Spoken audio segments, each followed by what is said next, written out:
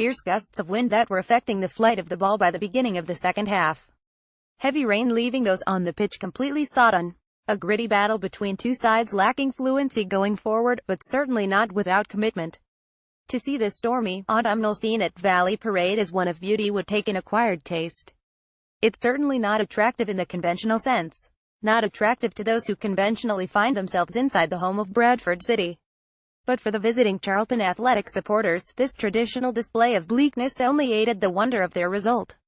You could only feel a greater sense of pride as the exhausted Attics came to applaud at full time, battered and bruised by opposition and gusts. Drenched in rainwater and the sweat produced from their efforts. For at League One's most obvious tough place to go, on a particularly tough day to go there, Carl Robinson's men had battled away to steal all 3 points. Neither pretty nor convincing, but those factors taking nothing away from the effort involved in getting through to full-time with a single goal advantage maintained. One given to them, as it began to look like this scrappy war would have no winner, by Jake Forster-caskey with 74 minutes played. Arguments to be had about who had had the better of this tight affair, in a way that lacked all the quality on display at the Kassam Stadium in midweek, prior to the Attics breaking the deadlock. Both promotion chasers occasionally getting into good positions, but neither possessing any sort of quality in their final delivery to test two resilient backlines. Billy Clark, against his former side, with Charlton's best chance, and a Ben Amos save superbly keeping out Charlie Wyke's header to prevent Bradford going ahead. And argument to be had about whether the Attics should have been able to get themselves into a position from which they converted. Home players, and the typically fiery Stuart McCall, furious with referee and his assistant as Ricky Holmes was questionably adjudged to have kept the ball in play on the right flank. Play continuing, a Charlton throw teeing up Chris Solly to cross to Tariq Fosu, and the winger's scuffed volley turned over the line by an alert Forster-caskey. Though Forster-caskey's contribution to victory was matched, if not bettered, by that of Amos. As the Bantams instilled panic upon the watching visiting supporters, the Bolton loanee first saved from Wyke before pulling off a quite extraordinary stop to deny Matthew Kilgallen from the resulting corner. The goalkeeper's interventions meaning Robinson's men could celebrate with all the joy and relief that comes with a win in which fight, battle and just a touch of good fortune has been required. And in a week where the Attics have picked up 4 impressive points previously, and promising takeover rumors have emerged, such an impressive victory holds even greater value. The status Robinson's side hold in League One growing greater. Their chance of success potentially growing if a stable base were to appear. It might well be that the gale that blew over Valley Parade, along with Forster-caskey's decisive strike and Amos' vital fingertips, were signaling the winds of change at Charlton Athletic. Change, surprisingly, in Robinson's starting 11 once again. A man previously unwilling to make alterations to his side unless enforced, naming 3 different lineups in a week.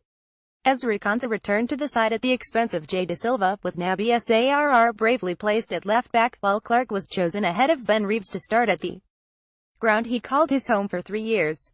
But the main team news was that, having been labelled a doubt, Holmes was fit enough to play, and fit enough to make an immediate impact on the game. Driving forward, with cries of encouragement and expectation from a vocal away and matching every stride, the winger ultimately forced a dipping shot away from the edge of the box while under pressure from Nathaniel Knight-Percival. As the visiting Attics started to clear their throats in order to celebrate, Bradford goalkeeper Colin Doyle hurried across his goal to superbly tip the effort over his bar. Enough to get the voices of the visiting support fully into action, and to calm any fears that they would struggle to compete at Valley Parade. But they were under no illusions that the Bantams would make the afternoon a difficult one, and an important block from Patrick Bauer turned Jake Reeves strike wide. Omari Patrick doing the job of the Charlton defence for them from the resulting corner, as, under pressure from Ahmed Kashi at the back post, the winger volleyed horribly off target. And with a Josh Magennis note sending Holmes free down the left, resulting in the winger volleying into the side netting, there was an early suggesting that this contest might be somewhat end-to-end and open. Alas, it would not be long before the referee's blowing of his whistle was the game's most fluent aspect. A horribly scrappy midfield battle ensuing, with niggly fouls preventing any real fluidity to the game, while any chance either side had to threaten in the opposition's final third was abruptly ended by a misplaced pass or a weak final ball. The effort, particularly defensively, of both sides not to be faulted, their attacking execution very much so. Charlton's attacking tameness heightened by 2 factors in particular. Sarr delivering defensively, but reluctant to do the job that Da Silva does so well in getting forward and subsequently overlapping while a winger has the ball, meaning Holmes or Fosu were finding themselves stranded. The wide duo further limited by the fact that Magennis, following on from his tired effort in the final half-hour against Oxford United in midweek, was contributing very little, and struggled to win the ball at all until looping a header way over the bar from Holmes with 25 minutes played. The game too slow, too sloppy in general, and both teams stuck in a very unappealing stalemate. An inspired moment required to bring the game alive, or at least bring about a brief interruption, and a clever piece of thinking at least provided the latter. The Addicks had been locking themselves in from throws on the right, but Solly's quickly taken throw-in sent Clarkin on goal, and his drive flashed narrowly wide of the Bradford goal with his former teammate Doyle stranded. One goalkeeper stranded, but the other required to be very much alert in order to prevent his side falling behind. It would not have come as a surprise if, after not taking a promising opening, the Addicks had conceded, nor if the game's deadlock was broken by a set-piece, and chaos ensued in Charlton's box from Nicky Law's free-kick delivery. The ball eventually popping up to Wyke just a few yards out and surely about to head McCall's men into the lead, but the starfish shape of Amos somehow denying Bradford's forward in outstanding fashion. As such, for all their gritty and scrappy play seemingly only to worsen as the wind began to noticeably increase across this part of Yorkshire, there remained very strong tests for both defences as each side looked to force their way ahead. SARR getting forward in natural fashion for possibly the first time, and to great effect, as he exchanged flicks with Fosu before a well-timed tackle from Knight Percival inside the box prevented the winger getting a shot away. Kashi managing to get a shot away as the resulting corner was cleared, but though struck incredibly well, sending his efforts straight into the hands of Doyle. Holmes sending a free kick high and wide, and Wyke firing over at the other end after a free kick was knocked down towards him as halftime approached, but the sound of the referee's whistle to signal the interval came as some relief. A grueling first period, both to be involved in the battle, and to witness it. No doubt that both these sides had the quality within their units to push forward with a greater intent in the second half in search of victory. But you weren't getting the impression that that was the plan of either. Not least with their attacking, with passing wayward and crosses weak, so heavily restricted. Nor was the hunt for a breakthrough helped by both teams defending resolutely, for which particularly credit was warranted in the increasingly difficult conditions. But it did appear at the start of the second period that the Addicks had lost a certain amount of their defensive structure and resolve. The visiting backline standing allowing the Bantams to come forward too easily, standing off Reeves, and ultimately giving him the opportunity to shoot just over the top from the edge of the box. Settled Robinson's men were most certainly not in the immediate aftermath of the interval, but some relief was to come. Holmes getting into a crossing position right by the goal line and, possibly assisted by the winds, seeing his resulting delivery bounce back off the bar and just out of the reach of Fosu waiting inside the box. As a man who has previously scored directly from a corner, well, there's every chance it might have been intentional. But the relief was only light as the Bantams continued to test a struggling Charlton backline, and waste opportunities to pull ahead. Alex Gilliade getting in behind SARR, crossing low to Patrick, and only an excellent block from Konsa sending the ball over the bar and denying Bradford's winger what would have been a certain goal.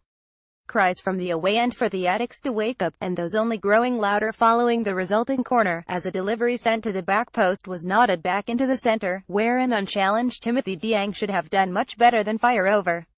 And with Patrick driving forward, bursting through blue shirts as if they weren't now, before striking comfortably over Amos bar, a concern was growing that this would be quite an uncomfortable second half for the Addicks. Defensive weakness, but so too a struggle to retain the ball in midfield, and Magennis' lackluster display really hampering the side. Most would have taken a point prior to kickoff, and now many were quite desperate for it. With 25 minutes remaining, however, Forster-caskey issued a reminder that the Addicks were far from sitting ducks in this contest, and still had the quality to grind their way to victory.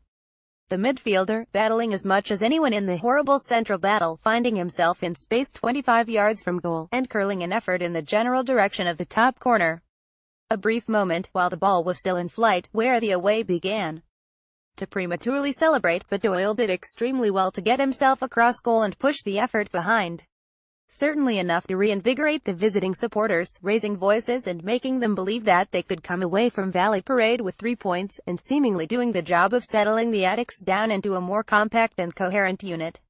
At the very least, they soon looked less fractured at the back, offered much greater control in midfield, and a second chance would quickly follow.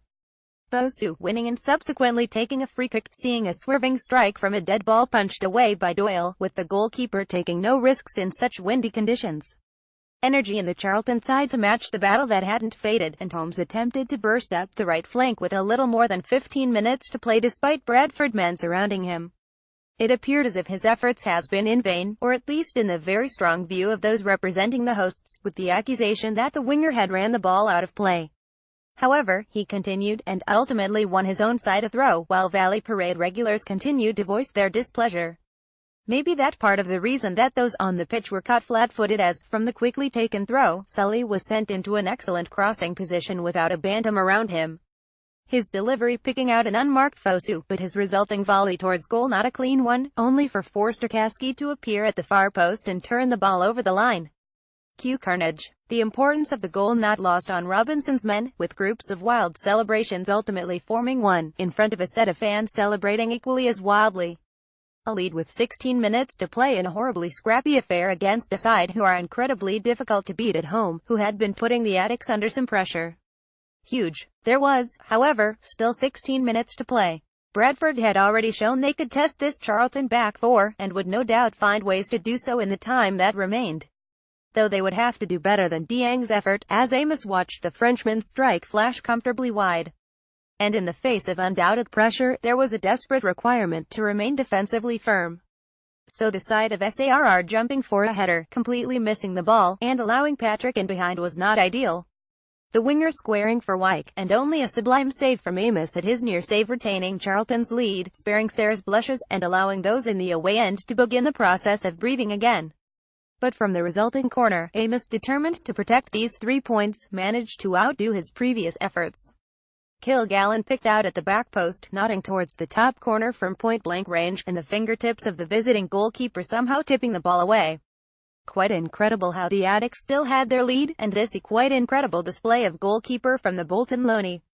Surely with such resilience, at least from the gloves of Charlton's number one, a crushing moment in the final minutes would not come, but the signalling of 5 additional minutes was devastating enough. A panicked period in which the Attics had to find one last burst of energy to continue this somewhat uncomfortable but totally committed fight. A period that began with Magennis breaking through, and shooting agonizingly wide. The Bantams, however, failed to threaten the Attics solid, and their opponents with nothing left to give. The referee's final whistle blown without concern preceding it, bringing about wonderful relief-filled joy. It left a set of heroic, sodden, and exhausted bodies, including Johnny Jackson, who had come on for the final moments, to celebrate their victory in front of the traveling supporters. Their victory. For this was most definitely a victory that belonged to the effort and battle they had shown throughout the 90 minutes. The fight shown not lost on anyone. Their reward the win, but this shared moment of celebration, and appreciation for Robinson's men, most certainly earned.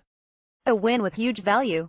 This a win as big as the gusts that meant the players wanted to escape these celebrations quickly, as meaningful as they were. They had, to be quite frank, worked their bollocks off. They'd given absolutely everything in very tough conditions, in a very tough game.